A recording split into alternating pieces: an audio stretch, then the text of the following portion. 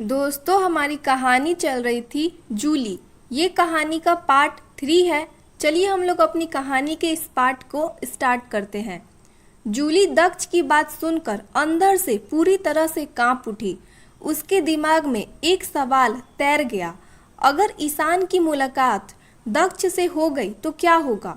लेकिन फिर तुरंत खुद को संभालते हुए उसने दक्ष से कहा, अरे हाँ दक्ष, मैं सोच रही थी कि हम लोग मालदीव नहीं जा सके तो कल मैं और तुम लोगों को स्कूल की छुट्टी करवा दूं और हम सब मस्ती करने आसपास ही कहीं चलेंगे।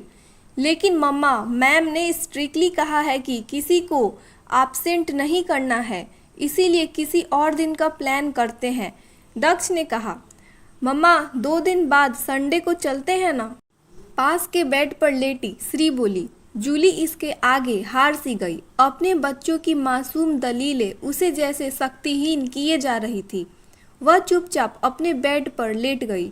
उसकी समझ में नहीं आ रहा था कि वह आने वाले कल को कैसे टाले। वह काफी देर तक बेड पर करवटें बदलती रही और अपने बीते दिनों को याद करके आंसू बहाती रही। लेकिन उसे इस समस्या का कोई समाधान समझ नहीं आया और इसी उलझन में उसे कब नींद आ गई उसे पता नहीं चला। सुबह बच्चों को स्कूल छोड़ते हुए जूली को ऐसा लग रहा था मानो वो उन्हें स्कूल नहीं किसी जेल में भेज रही हो। भारी मन से वापस आकर उसने अपनी ग्रीन टी बनाई और बालकनी में बैठकर पीने लगी। अचानक उसे ख्याल आया, अगर किसी तरह ईशान को मालूम हो गया कि दक्ष और श्री उसके बच्चे हैं और उसने मुझसे छीन लिया तो। इस ख्याल के साथ ही जूली के सीने में दर्द की एक लहर सी उठी और उसकी आंखों में आंसू बहने लगे। उसने कभी अपनी जिंदगी की ऐसी कल्पना भी नहीं की थी। उसे अपनी शादी के पहले ही दिन याद आने लगा जब वह अपने बाबा के पास सुबह उठकर जड़ी बूटी खोजने पहाड़ों में जाया करती थी। अक्सर उसके बाबा जड़ी बूटियों की पहचान बताते हुए कहते थे, अगर इन बूटियों को पूरे विश्वास के साथ रोगी को दो तो ये चमत्कार करती है और रोगी स्वस्थ हो जाता है। लेकिन अगर किसी रोगी का इलाज करते समय तुम्हारा विश्वास इन बूटियों पर से जरा सा भी हिला तो ये बूटियां भी रूठ जाती हैं और पूरे मन से काम नहीं करती। बाबा की इस बात पर हंसकर जूली कहती, बाबा आप तो ऐसे कह रहे हैं जैसे बूटियां जीती जागती इंसान हो। बेटा, इंसान का विश्वास पत्थर को भी भगवान बना देता है और फिर उस पत्थर में भी चमत्कार होने लगते हैं। इसीलिए विश्वास बहुत बड़ी चीज है, इसे हमेशा याद रखना। जी बाबा। कई जड़ी बूटियां सूर्योदय से पहले ही दिखती थीं और सूरज की पहली किरण के साथ ही मुरझाकर किसी बड़ी झाड़ी के जड़ों में ऐसे चिपक जाती थीं, उन्हें अदृश्य समझ लिया जाता था। पहाड़ की कड़ाके की ठंड में ही जूली किसी तरह ठंड सहन करके बाबा के साथ उन जड़ी बूटियों की तलाश में जाती थी। वापस लौटते लौटते सुबह की पहली किरण के साथ पहाड़ जैसे ही जागकर खिल उठता था। जूली पहाड़ के उस अनछुई खूबसूरती में डूबी सी जाती थी। उसे लगता था पंछी उसके लिए गा रहे हैं और फूल खिलकर उससे ही मिलने को आतुर हैं। पेड़ों की टहनियाँ झुककर अपनी ओस भरी पत्तियों से उसके गालों को सहलाई जा रही हैं और वो सिहर कर धूप के साथ खिला उठती। एकदम सपनों सी जिंदगी थी वह। लेकिन फिर एक दिन जैसे एक झटके में ही सब कुछ बदल गया। जूली ने अपने गाल पर लुढ़क आए आंसुओं को पोंछा और अपने आप से बोली, मैंने अपने लिए ऐसी जिंदगी कभी नहीं चाही थी। जूली अपने ख्यालों में गुम और भी ना जाने कितनी देर बैठी रहती। लेकिन तभी उसकी डोरबेल बजी और उसकी मेड ने आकर कहा कि बाहर दरवाजे पर कोई साहब खड़े हैं। असमंजस से भरी जूली उठकर दरवाजे पर गई तो वहां डॉक्टर संजय को खड़ा पाया। जूली ने आश्चर्य का ठिकाना न रहा। डॉक्टर संजय, आप यहाँ? Good morning doctor Julie. Actually मैं इसी बिल्डिंग के आपके नीचे वाले फ्लोर में रहता हूँ। ओ आइए, अंदर बैठकर बात करते हैं, जूली ने कहा। जूली के ड्राइंग रूम में बैठते ही डॉक्टर संजय की निगाह एक पेंटिंग पर गई। उसे देखते हुए उसने कहा, तो डॉक्टर जूली, आप कला की भी पारखी हैं। आपके लिए चाय मंगवाऊं या कॉफ़ी? जूली ने डॉक्टर संजय को बात को इग्नोर करते हुए कहा। कुछ नहीं डॉक्टर जूली, मैं बस ये कहने आया था कि मेरी बाइक सर्विसिंग में गई है तो क्या आप मुझे लिफ्ट देंगी? अभी कल तक तो आपकी बाइक फराटे मार कर दौड़ रही थी और आज? जूली ने आश्चर्य से कहा, हाँ वो कल हॉस्पिटल से आते हुए एक छोटा सा एक्सीडेंट हो गया था इसीलिए। कहते हुए डॉक्टर संजय ने जूली के चेहरे को ध्यान से देखा तो अवाक रह गया। जूली की आंखें रोने की वजह से थोड़ी सी सूज गई थी। संजय ने थोड़ा हिचकिचाते हुए पूछा, डॉक्टर जूली सॉरी, लेकिन आपकी आंखें थोड़ी सूजी हुई लग रही हैं, कोई प्रॉब्लम है क्या? संजय का यह सवाल सुनकर जूली हड़बड़ाकर खुद में ही सिमट गई और बोली, वो मुझे ड्राई आई की प्रॉब्लम हो गई तो अभी आई ड्रॉप डाला है इसीलिए। लेकिन जूली की बॉडी लैंग्वेज से संजय समझ गया था कि वह झूठ बोल रही है, पर उसने इस विषय को यहीं छोड़ देना ही उचित समझा। डॉक्टर जूली, आपने बताया नहीं, आप आज मुझे लिफ्ट दे रही हैं या नहीं? मुझे लिफ्ट देने में कोई परेशानी नहीं है, लेकिन आप मेरे इतने नज़दीक क्यों आना चाहते हैं? कल आप मित्रता की बात कर रहे थे और आज लिफ्ट, कुछ अजीब नहीं लग रहा? जूली अब तक की बातें सुनकर संजय को यह एहसास हो गया कि बिना उसकी सच्चाई जाने जूली उसे अपने करीब नहीं आने देगी। तो उसने जूली को सच्चाई बता देने का फैसला लेते हुए कहा, दरअसल डॉक्टर गोविंद माथुर मेरे सगे मामा है। मैं बचपन से ही अमेरिका में पला बड़ा हूँ। जब आपके नाम की गूंज मेडिकल वार्ड में हुई और अमेरिका तक पहुँची तो मैंने एक बार वीडियो चैट पर मामा से आपके बारे में पूछा। मामा ने मेरे सामने आपकी इतनी तारीफ की, एकदम से आपसे मिलने का मन हो गया।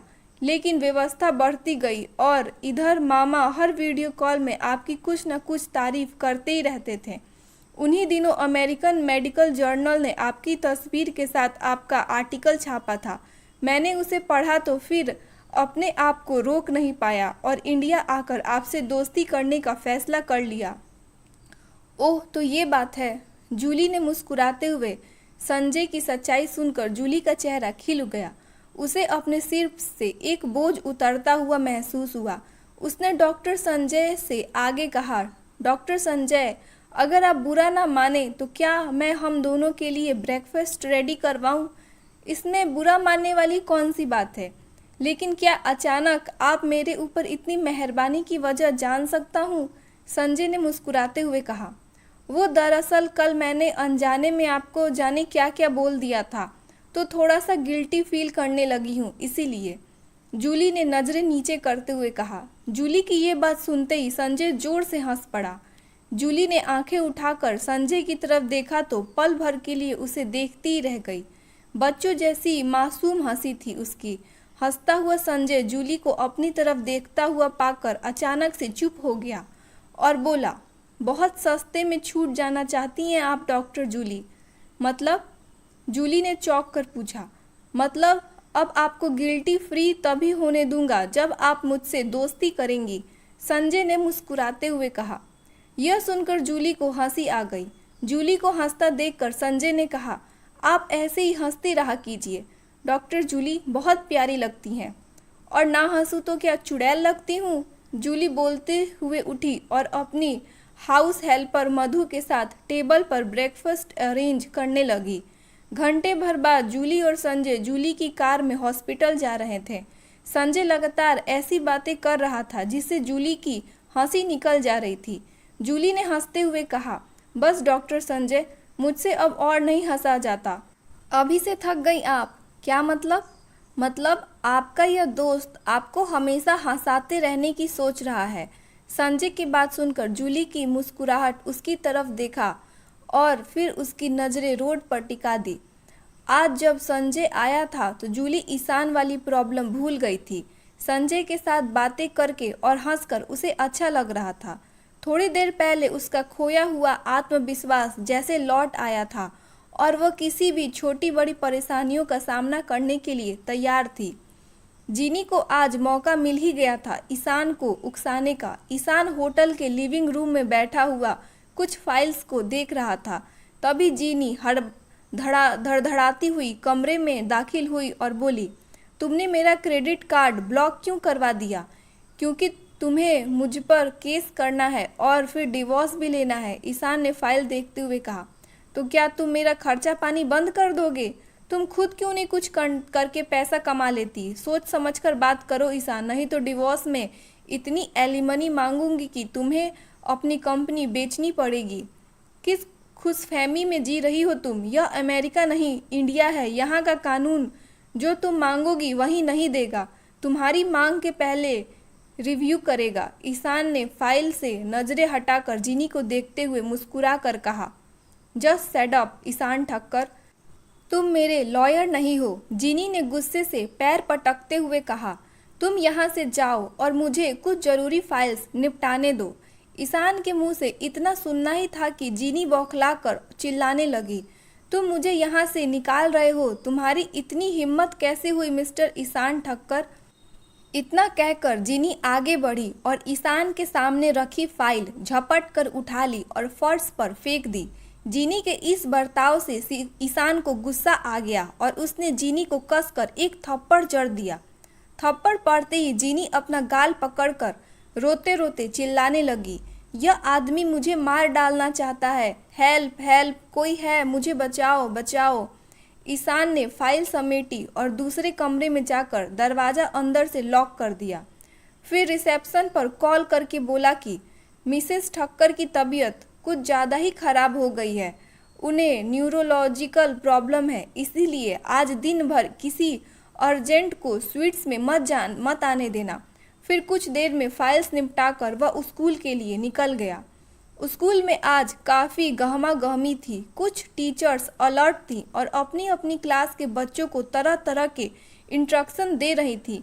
कुछ देर बाद स्कूल का ऑडिटोरियम स्कूल के सभी बच्चों को खचाखच भर गया। सभी बच्चे अपने स्कूल के नए डायरेक्टर से मिलने के लिए और उन्हें सुनने के लिए काफ़ी उत्सुक थे। श्री और दक्ष अगल बगल पहली रो में ही बैठे थे। श्री ने दक्ष के कान में कहा, हम सबसे आगे बैठे हैं तो हमारे डायरेक्टर सर तुम्हें भी जरूर देख लेंगे, चुपचाप बैठो नहीं तो मैम गुस्सा करेंगी। दक्ष ने अपने कान के पास से श्री का चेहरा हटाते हुए कहा। तभी वाइस प्रिंसिपल स्टेज पर आए और अनाउंसमेंट किया। उनके साथ ईशान ठक्कर और स्कूल के प्रिंसिपल भी स्टेज पर आ गए।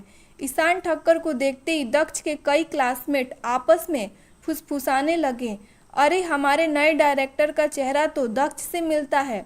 ईशान स्टेज पर अपनी चेयर पर बैठ चुका था। तभी उसकी नज़र सामने बैठे दक्ष पर पड़ी। दक्ष को देखते ही ईशान के चेहरे का रंग उड़ गया।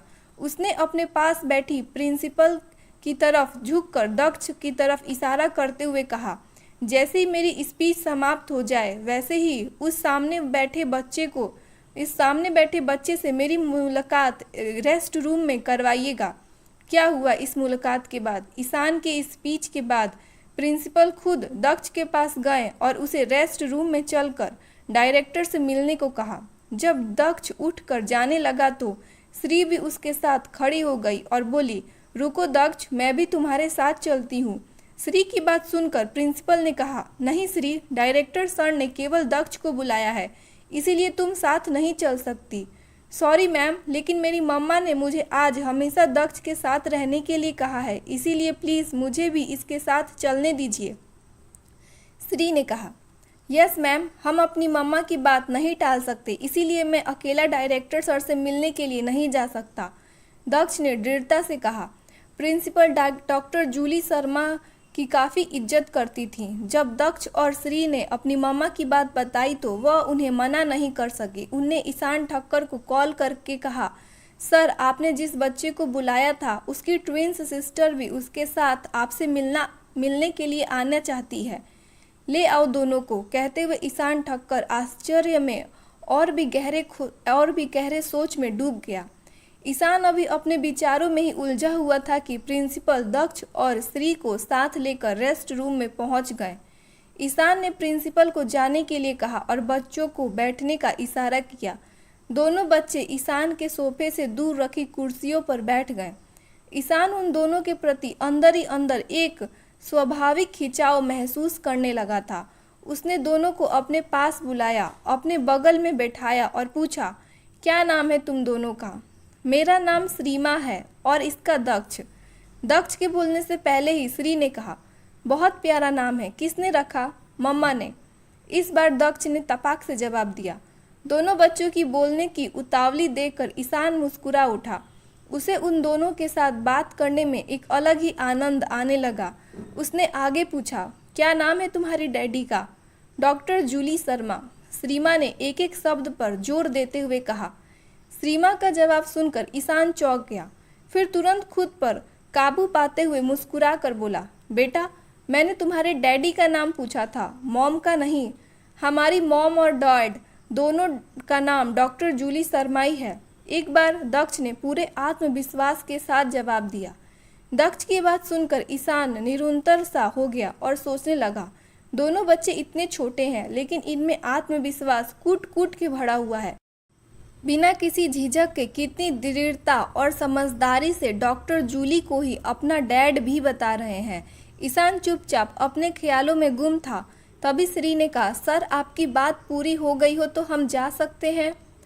अभी नहीं, बैठो। अपने विचारों से बाहर आते हुए ईशान ने कहा, सर, आपने मुझे किस लिए बुलाया था? दक्ष ने पूछा।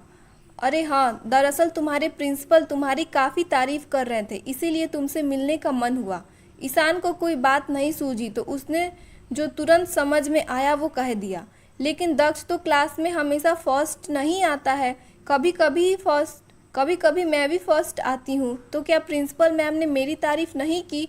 श्री ने इतनी मासूमियत से आंखें नचाकर पूछा कि ईशान की हंसी छूट गई। उससे हंसते हुए श्री को स्नेह से अपने करीब लाते हुए कहा, तुम्हारी भी तारीफ की थी, लेकिन दक्ष की थोड़ी ज़्यादा तारीफ की थी। ईशान अब अपनी ही कही बात में फंस चुका था और एक झूठ के बाद दूसरा झूठ बोल रहा था। जैसे मैं जानती हूँ कि आप दक्ष को क्यों मिलना चाह रहे थे, श्री ने शरारती भरी मुस्कान के साथ कहा। तो बताओ, क्यों मिलना चाह रहा था? क्योंकि दक्ष का चेहरा आपसे एकदम सेम टू सेम मिलता है, इसीलिए, श्री बोली। श्री की यह बात सुनकर ईशान थोड़ा सा झेप गया, जैसे उसकी चोरी पकड़ी गई हो। फिर कुछ सोचकर बोला, ऐसा नहीं है, यह दुनिया बहुत बड़ी है और दो लोगों के चेहरे आपस में मिल भी सकते हैं, ये कोई बड़ी बात नहीं होती। सर, क्या अब हम लोग जाएं? बेल बज गई है और क्लास शुरू हो गई होगी, दक्ष ने पूछा। ईशान के पास अब कुछ भी कहने या पूछने के लिए कुछ भी बचा नहीं था, इसीलिए उसने कहा, ठीक है, जाओ। लेकिन जब दोनों बच्चे उठकर जाने लगे तो ईशान का मन हुआ कि उन्हें अपने पास बुलाकर सीने से लगा लें और खूब प्यार करें, मगर उसने जैसे तैसे अपनी भावनाओं पर काबू पाया और जिस दिशा में बच्चे गए थे उधर देर तक चुपचाप देखता रहा। इसके बाद ईशान कुछ देर और उस स्कूल में रुका, कुछ जरूरी फाइलें देखी और जब जाने लगा तो प्रिंसिपल से बोला, दक्ष और श्री का खास ख्याल रखना। प्रिंसिपल ने जब सांवलिया नज़रों से उसकी ओर देखा तो वह सख्ती से बोला, मुझे अपने ऑर्डर्स के लिए कोई क्यूलिफिकेशन देने की आदत नहीं है, so follow my orders only. Okay sure sir, principal ने एक आज्ञाकारी कर्मचारी की तरह सिर झुकाकर कहा। स्कूल से निकलकर ईशान अपने आप में ही नहीं था। उसने श्री को जवाब तो दे दिया था कि चेहरे का मिलना एक संजोग भी हो सकता है, लेकिन बच्चों के प्रति उसके मन में जो खिंचाव और प्यार उमड़ रहा था उसे वह झुठला भी नहीं पा रहा था। वह खुद को अंदर से उलझा हुआ महसूस कर रहा था। कार में बैठे बैठे उसके दिमाग में भूतकाल की यादें किसी फिल्म की तरह चलने लगी। अचानक उसके मन में एक ख्याल कौंधा, कहीं ये दोनों मेरे बच्चे तो नहीं? इस विचार से वह बेचैन हो उठा। अब हर हाल में सच्चाई की तरह वो सच्चाई तक पहुंचना चाहता था।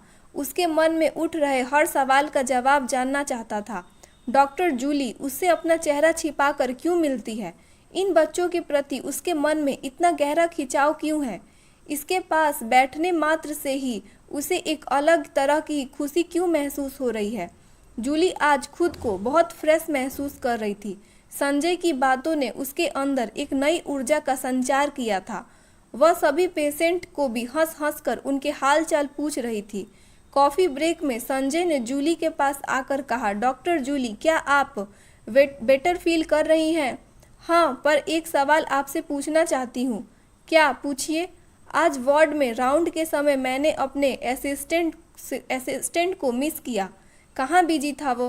संजय को अचानक ख्याल आया कि उसने कहा था कि वह हॉस्पिटल में आने का उसका उद्देश्य डॉक्टर जूली का असिस्टेंट बनना भी है, और जूली अभी यही पूछ रही है क्योंकि वह आज उसके साथ न होकर अपने इंटरनल मेडिसिन के वार्ड में चला गया था। उसने मुस्कुराते हुए कहा, क्या आप अपने असिस्टेंट को एक दिन के लिए माफ़ नहीं कर सकती हैं? कर सकती हूँ, अगर असिस्टेंट कोई जेन्युइन प्रॉब्लम बताए तो। यह बेचारा असिस्टेंट कुछ सीरियस पेशेंट की जाल में फंस गया था। संजय ने अपने सीने पर हाथ रखकर कुछ इस अंदाज में कहा कि जूली को हंसी आ गई। डॉक्टर संजय, आप इतने कूल कैसे रह लेते हैं? मुझसे दोस्ती करने के बाद आप भी कूल रहने लगेंगी डॉक्टर जूली। अच्छा ये बताइए, आप इस संडे को फ्री हैं? हाँ, घर पर ही रहूँगी। ना डॉक्टर जूली, घर पर नहीं, हम बच्चों को लेकर किसी पिकनिक वाली जगह पर जाएंगे। मंजूर? ठीक है, पर आप बच्चों से परेशान भी हो सकते हैं, आपको उनकी आदत नहीं है ना? जूली ने नज़रें झुकाकर धीमी आवाज़ में कहा, बच्चों के साथ एंजॉय किया जाता है, उनसे परेशान नहीं हुआ जाता। कहते हुए संजय उदासी में कहीं खो सा गया। जूली संजय के उदास चेहरे को देखकर घबरा सी गई और बोली, क्या बात है डॉक्टर संजय, मेरी बात बुरी लगी क्या? नहीं, ऐसा नहीं है, बस कुछ बीते हुए पल याद आ गए। क्या आप मुझसे शेयर करना चाहेंगे? मैं अभी घंटे भर के लिए फ्री हूँ। वह एक बहुत बुरा हादसा था डॉक्टर जूली। मैं यूएसए में मेयो क्लिनिक जस्ट ज्वाइन किया था और मेरी फ्रेंडशिप डॉक्टर एलेना से हो गई थी। डॉक्टर एलेना गैस्ट्रो सर्जन थी। कुछ महीनों बाद हमने शादी कर ली। बहुत खुश थे हम। शादी के 2 साल बाद मेरी एक प्यारी सी बच्ची हुई। और डॉक्टर जूली, आपको जानकर हैरानी होगी कि मेरे मॉम डैड उसे जूली कहकर ही बुलाते थे। So strange. फिर क्या हुआ? जूली ने आश्चर्य से पूछा। एक दिन में एलेना और जूली तीनों एक लॉन्ग ड्राइव पर जा रहे थे और अचानक कार के पीछे से आते एक ट्रक ने जोरों से टक्कर मारी और कार मोशन में थी, इसीलिए टक्कर लगते ही उसके पीछे उछली और धड़ाम से नीचे गिरी। इस अचानक हुए भयंकर झटके से पीछे के सीट पर बैठी जूली का हार्ट फेल हो गया और उसकी वहीं पर डेथ हो गई, और मैं एलिना गंभीर रूप से घायल हो गए। हालांकि ट्रीटमेंट में एलिना की हालत में भी सुधार हो रहा था, लेकिन जूली की मौत के हादसे को वो झेल नहीं पाई और एक दिन वो भी मुझे छोड़कर चली गई। ये कहते हुए संजय ने अपने आंसू पोंछकर जूली की तरफ देखा तो वो लगातार रोई जा रही थी। संजय ने टेबल पर रखा पेपर नैपकिन देते हुए कहा, डॉक्टर जूली मत रोइए, आपको रोता देखकर मेरा दुख और भी बढ़ता जा रहा है। जूली ने नैपकिन से तुरंत अपने आंसू पोंछते हुए कहा, सॉरी डॉक्टर संजय, वो नहीं चाहते हुए भी मेरे आंसू खुद ही बहने लगे थे। लेकिन मैं समझ नहीं पा रही हूँ कि इतना बड़ा दुख छुपा कर भी आप इतने जिंदा दिल कैसे रहते हैं। जिंदा दिली तो स्वभाव में होती है डॉक्टर जूली, जो बीत गया उसका गम और हर समय पाले रहूँगा तो जी नहीं सकूँगा। सही कह रहे हैं डॉक्टर संजय, जूली ने गहरी सांस लेते हुए कहा। हाँ, अब मैं जाऊँगा क्योंकि 10 मिनट बाद मेरा लेक्चर है। मैं भी अब चलूँगी, मुझे लैब में जाना है।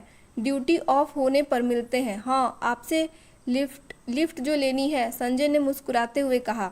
शाम को जब जूली घर पहुंची तो दक्ष और श्री भाग कर आए और मम्मा कहकर उससे लिपट गए। जूली का दिल एकदम धक से रह गया। उसे लगा कि शायद ईशान ने कुछ ऐसा कह दिया जिससे बच्चे परेशान हो गए हैं। उसने दोनों बच्चों को बारी बारी से प्यार करते हुए पूछा, क्या बात है, आज तो मम्मा का ग्रैंड वेलकम हो रहा है। मम्मा, वो जो नए वाले डायरेक्टर आए थे ना, उन्होंने अपनी स्पीच के बाद दक्ष को रेस्ट रूम में बुलाया था, श्री ने कहा। यह सुनकर जूली का दिल जोरों से धड़क उठा। उसने पूछा, अच्छा फिर क्या हुआ? श्री और दक्ष ने फिर सारी कहानी उसे बारी बारी से सुना दी। पूरी कहानी सुनकर जूली को थोड़ा सुकून महसूस हुआ कि बच्चों के साथ कुछ बहुत गलत नहीं हुआ। जूली फ्रेश होने के लिए अपने रूम में जाने लगी। तभी श्री ने कहा, वैसे मम्मा, मुझे तो ये डायरेक्टर बहुत अच्छे लगे, हमसे उन्होंने बहुत प्यार से बात की, मुझे भी वो बहुत अच्छे लगे। दक्ष ने श्री का बात का समर्थन करते हुए कहा।